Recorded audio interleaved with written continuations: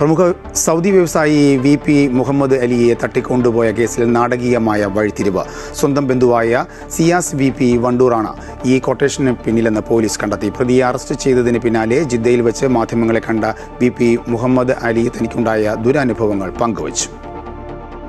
കഴിഞ്ഞ ഡിസംബർ 6-ന് പാലക്കാട് കോയിക്കാട്ടിരി പാലത്തിന് സമീപം വെച്ചാണ് Jeddah national hospital chairman VP Muhammad അലിയെ ക്രിമിനൽ സംഘം തട്ടിക്കൊണ്ടുപോയത്. 70 കോടി രൂപ മോചനദ്രവ്യം ആവശ്യപ്പെട്ടു നടന്ന ഈ ആക്രമണത്തിൽ നിന്ന് അതിസാഹസികമായാണ് മുഹമ്മദ് അലി രക്ഷപ്പെട്ടത്. കഴിഞ്ഞ ദിവസം മുഹമ്മദ് അലി ജിദ്ദയിൽ സംഘടിപ്പിച്ച ഇഫ്താറിന് ശേഷം അദ്ദേഹം ആദ്യമായി ഈ കാര്യം മാധ്യമങ്ങളോട് നേരിട്ട് തുറന്നു പറഞ്ഞു. നേരെ ഒരു വണ്ടി മുമ്പിലും ഒരു വണ്ടി ബാക്കിലും സൈഡിനൊരു വണ്ടി നമ്മളെ മുമ്പിൽ ഇട്ടിട്ട് ഓൺ ബ്ലോക്ക് ആക്കി. ഓരോ 4 ആൾ വന്നുകൊണ്ട് എന്നെ പിടിച്ചുകൊണ്ട് ഓരോ വണ്ടി ഇട്ടു. അങ്ങനെയാണ് പോയി. അവസാനം ഓരോ കൂടെ നിർബന്ധിച്ച് 70 CR എന്ന് പറയിച്ചു. ഞാൻ 70 CR പറയും ചെയ്തു. അങ്ങനെ അത് കഴിഞ്ഞപ്പോൾ ഒരു കുറച്ച് കഴിഞ്ഞിട്ട് പറഞ്ഞു, ഇങ്ങനെ പറഞ്ഞപ്പോൾ നിങ്ങൾ കരഞ്ഞു പറയണം എന്ന് പറഞ്ഞു. അത് ഞാൻ കരഞ്ഞു പറഞ്ഞു.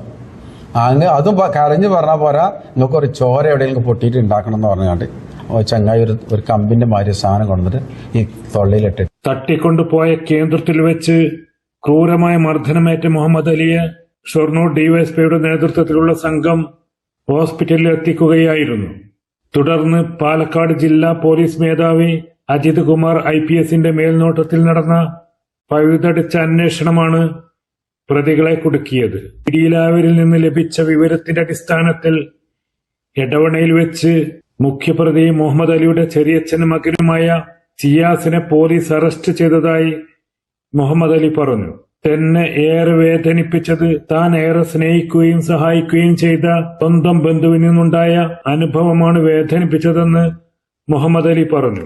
കൊണ്ടതിന് ശേഷം എന്നെ പലതരക്കും ദ്രോഹിച്ചു. അടിച്ചിട്ടും കുത്തിയിട്ടും എൻ്റെ ചുണ്ട് പൊട്ടിച്ചിട്ടും എൻ്റെ വിരൽ ഇതപ്പോഴും ഇതേമാതിരി കിടക്കുന്നത്, ഇതിപ്പോഴും ശരിക്ക് ആക്ട് ചെയ്യാൻ പറ്റുന്നില്ല. ഇതൊക്കെ അവരെന്നെ ചെയ്തിട്ടും അതൊന്നും ഞാനൊരു വിഷമായിട്ട് എനിക്ക് കണക്കുന്നില്ല. പക്ഷെ ഇപ്പോൾ 2-3 ദിവസം നോമ്പ് 26-ന് എൻ്റെ കുടുംബത്തിൽപ്പെട്ട എൻ്റെ ഏറ്റവും വളരെ അടുത്ത ഒരാളാണ് ഈ സംഭവം എന്ന് പറഞ്ഞപ്പോൾ ആ വിഷമം എനിക്ക് തീർക്കാൻ പറ്റുന്നില്ല. പ്രതിയെ കോടതി 14 ദിവസത്തേക്ക് റിമാൻഡ് ചെയ്തിട്ടുണ്ട്.